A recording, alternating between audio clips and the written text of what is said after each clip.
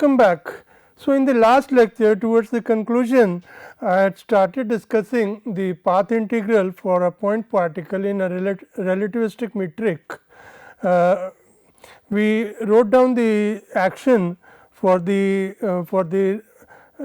point particle in the Minkowski space with a signature of +1, -1, -1 and -1 as the expression that is given in your slide, bottom of your slide.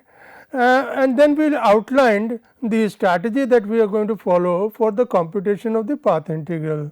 The first step would be to transfer the problem to the Euclidean space of appropriate dimensions, in this case 4-dimensional space, but we keep that issue open. We use a d-dimensional space, work out the path integral in that space, and then by a weak rotation we transfer the problem back to the solution back to the Minkowski space. So, that is how we will proceed. So, let us write down the expression for the action of a point particle in Euclidean space. It takes the form of the expression that is given in the red box at the bottom of your slide.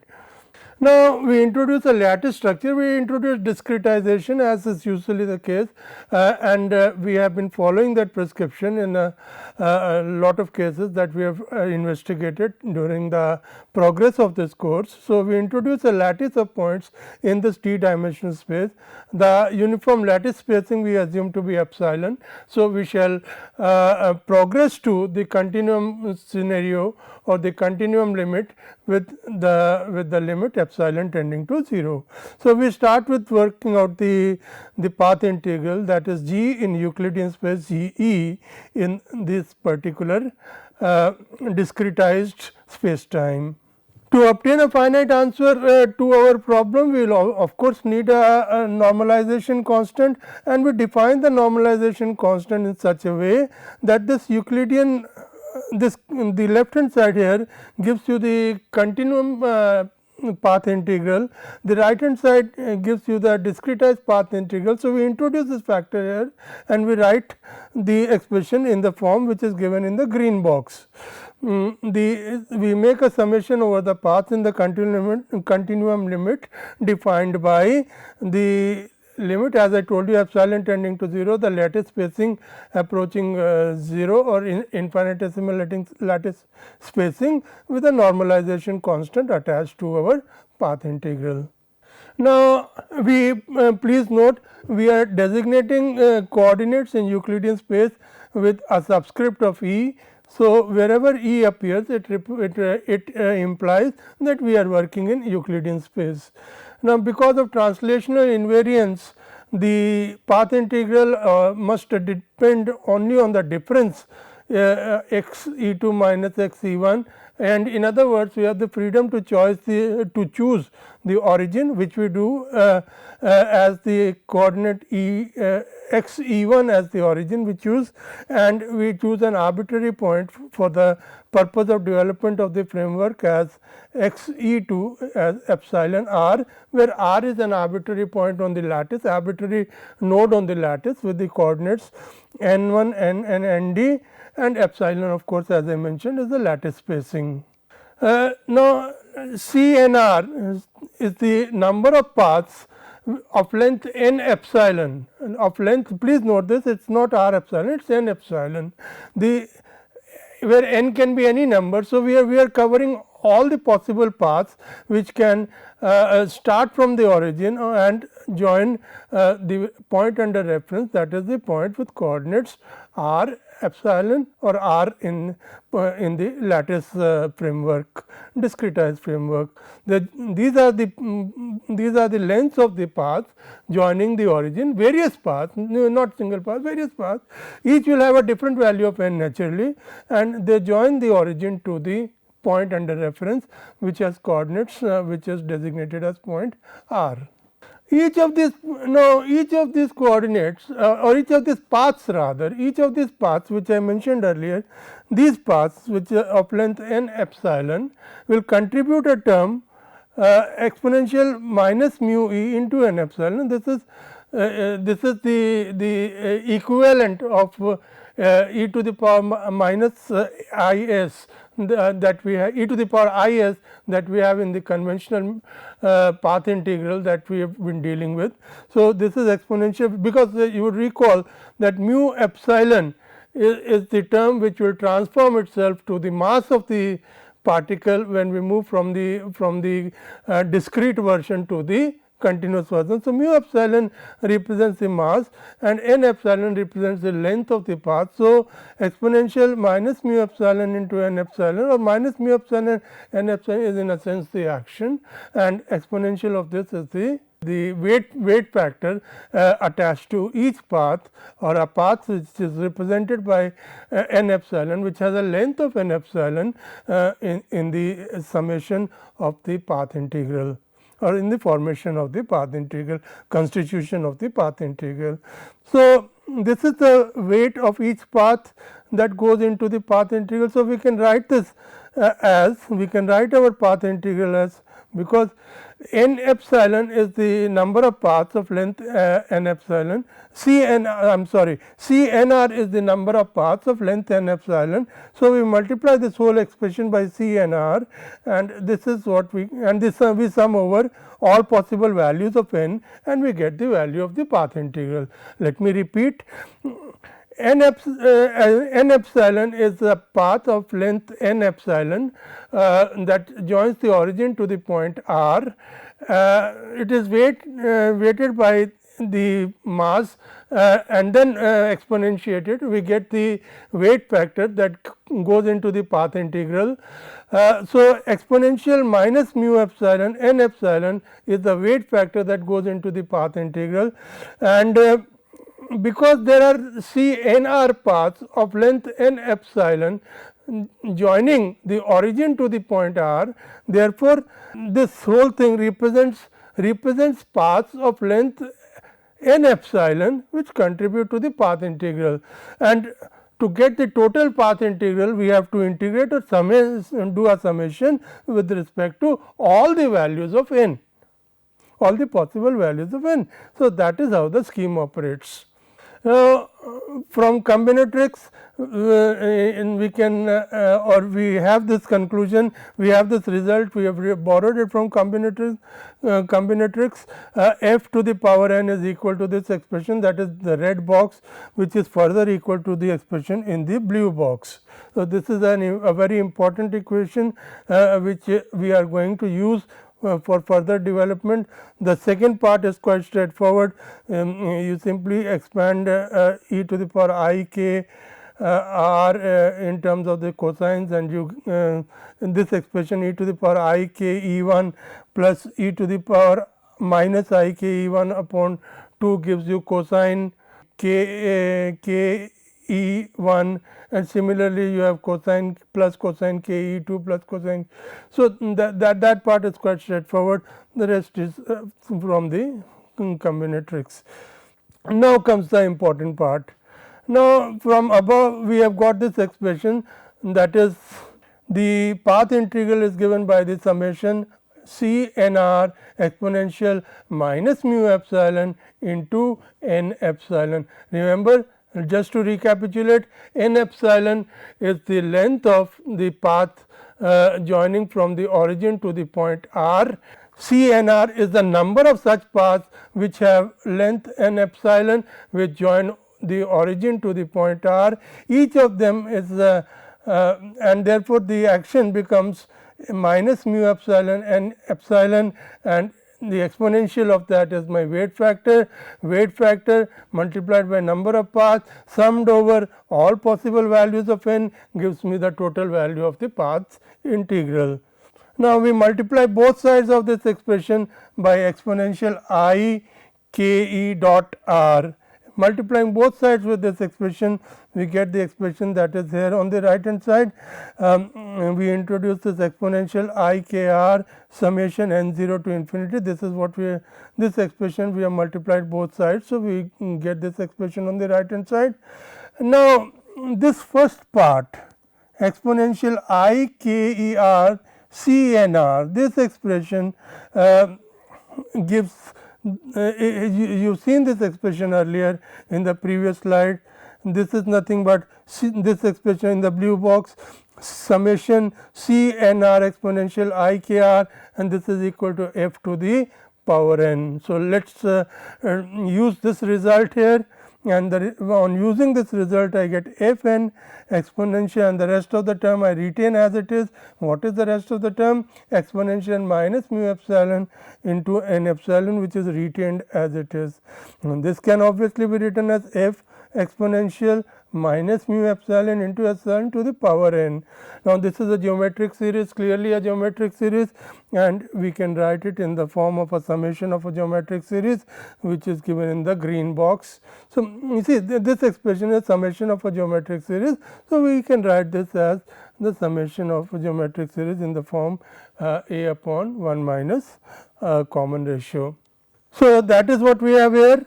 Now, if we invert the Fourier transform, the result that we get is on the left hand side, we get the expression for the path integral, but please note it is a function still in the discretized framework.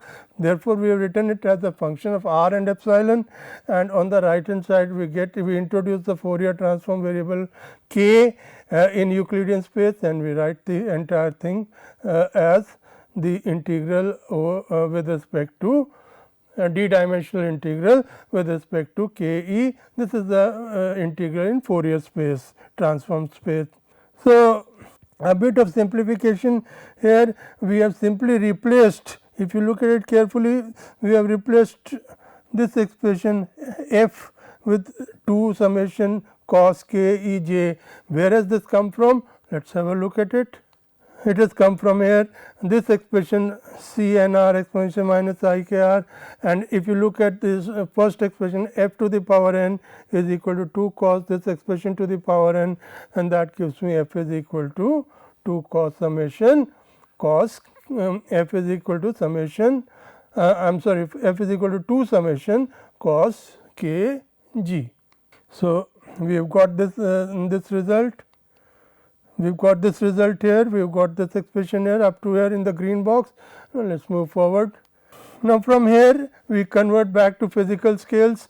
We write that is x e we write as epsilon r, and p e we write as k e upon epsilon.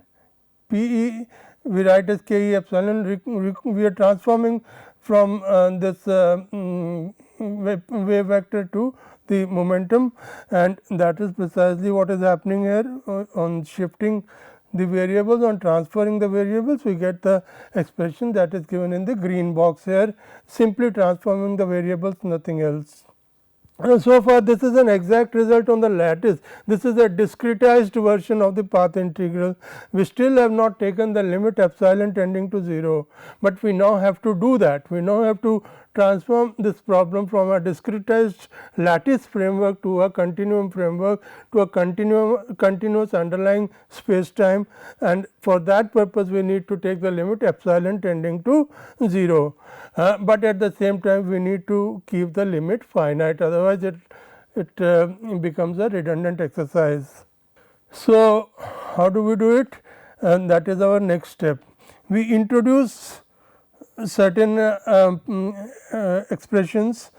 If you look at the denominator, the denominator can be simplified as follows: 1 minus 2 exponential this thing. The cost term here can be simplified using this expansion up to second order in theta. If you look at this expression, cos theta is equal to 1 minus theta square upon 2 plus higher powers of theta, but if you retain, assuming theta to be reasonably small, if you retain powers up to theta square, and then this summation over various values of theta will give me over d values of theta, because the summation is over d terms. So, it will be a product of it will be a summation of d terms, and therefore, I will get d here minus 1 by 2 epsilon square into p 1 square p e 1 square plus p e 2 square plus p e t square, which is nothing but p e square modulus.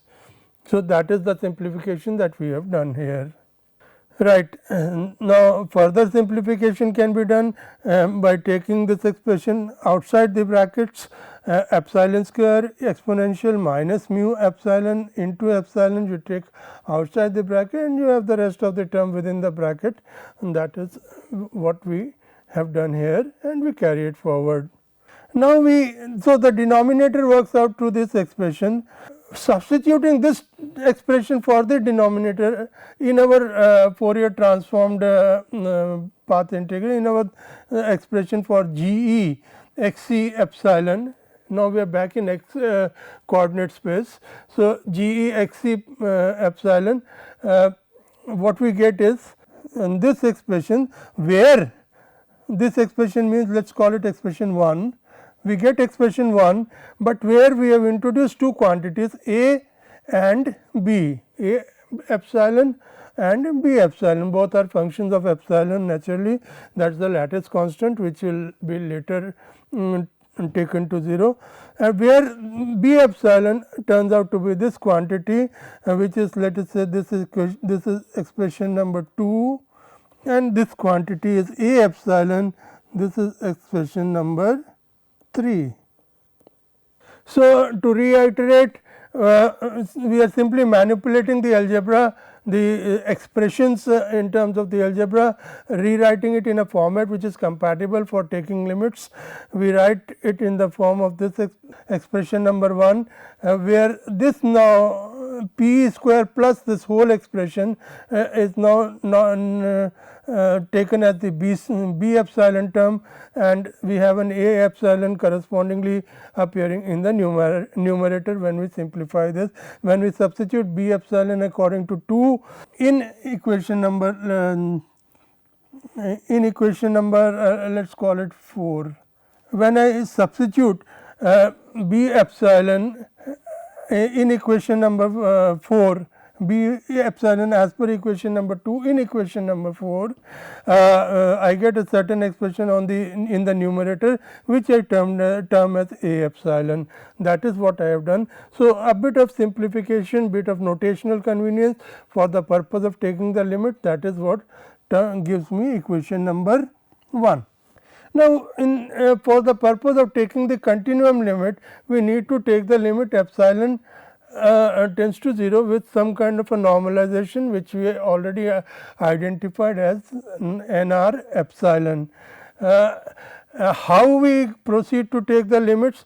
The limits should be taken in such a way that we are able to recover the path integral in the continuous framework as a limit of epsilon tending to 0 nr epsilon into the expression that we have got. In other words, if I add on, let me go back, if I add on a factor, a normalization factor here, and then take the limit as epsilon tending to 0, I should be able to recover the continuum version of the path integral, and more importantly that should be finite. So, that is where we are, and how we do it? Well, we do it by taking these two limits identified as 1 and 2. We take limit epsilon tending to 0 b epsilon as equal to m square, and we take the limit epsilon tending to 0 nr epsilon, nr is the normalization, nr epsilon a epsilon equal to 1.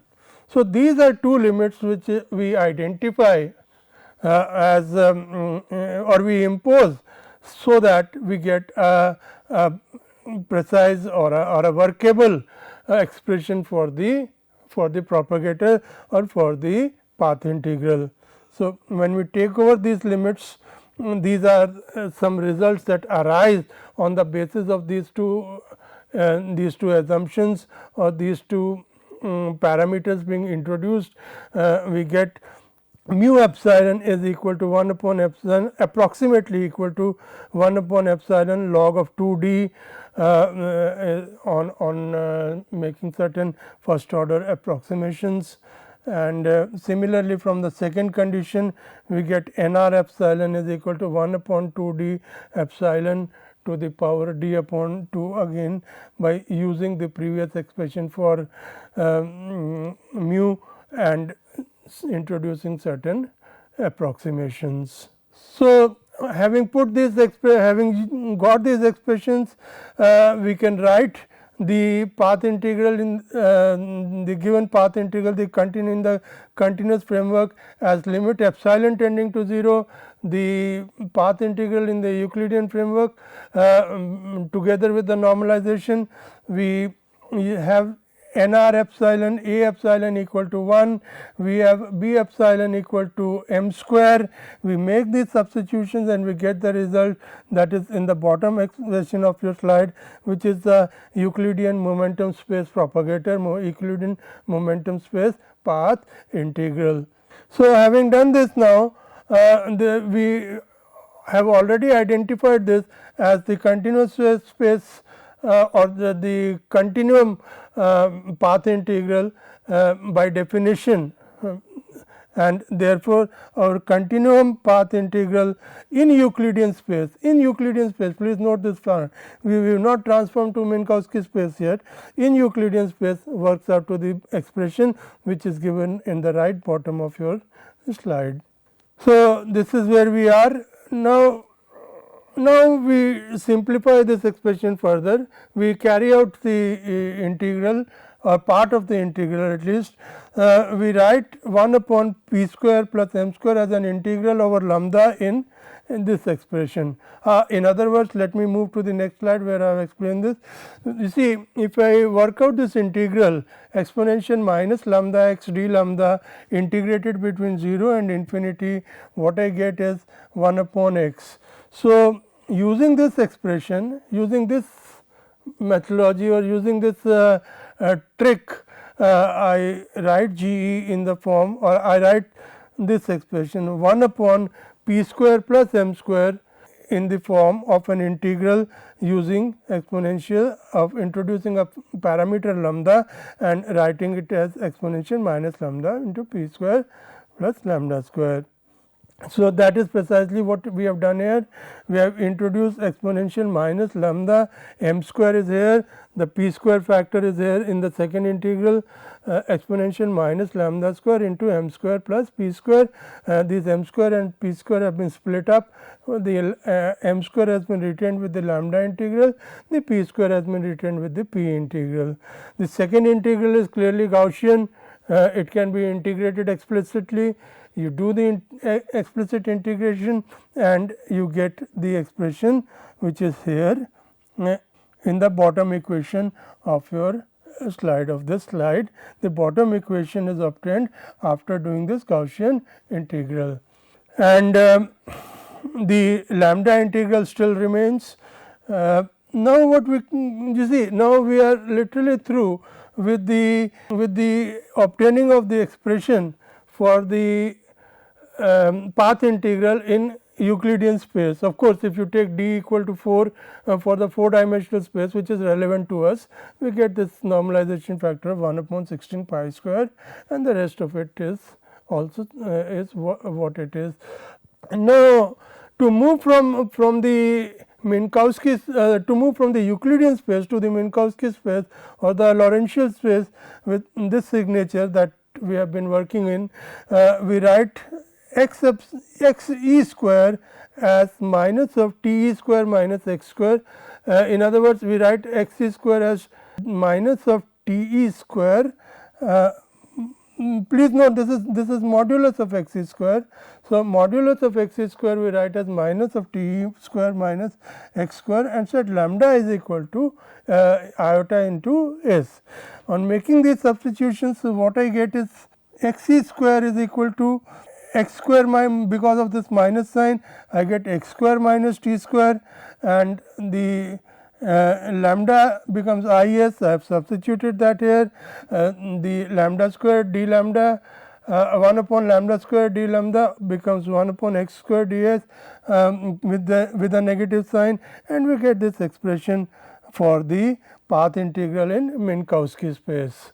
So, this is the result that we obtain for a point particle relativistic path integral in Minkowski space, and that is very interesting, but it has certain very interesting implications as well. Let us look at that for this for a minute. Now, Let us consider 2 points where x1 and x2 are separated by a space like interval. That means, x2 lies outside the light cone originating from x1. x2 lies outside the light cone originating from x1. In other words, the distance x1, x2 is space like. In that, you see, in that, with this expression that we have obtained here, this expression that we have obtained here in this slide for the path integral of a point particle that we have obtained in the bottom equation of this slide can be simplified to the expression that we have at the bottom of this slide by using the saddle point approximation. The approximation tells us the second case will apply, and the exponential and the approximation shows that the path integral or the transition amplitude is gradually exponentially terminating or exponentially going to 0. It is not 0 right away. That is the important part. It exponentially falls to 0. It's non-zero for some point in time, and then it gradually decreases exponentially to with a scale length of 1 upon m. And the important thing is that it is not strictly 0 outside the light cone. This is a very interesting result which will have a lot of implications when we talk about the need for quantum field theory or multi-particle systems, multi-particle interpretations in lieu of the single particle interpretation of quantum mechanics. The need for quantum field theory. Why do we need quantum field theory in lieu of quantum mechanics? It is a very interesting area, and we shall be covering it in the next lecture probably. Now, so that is a very important fallout of the result that we have obtained here. This is the result, and let us take a break, and then we will continue with a new interpretation or a new approach to working out the path integral, which is far more suggestive, far more instructive, and far more explicit. So, let us continue with that after the break. Thank you.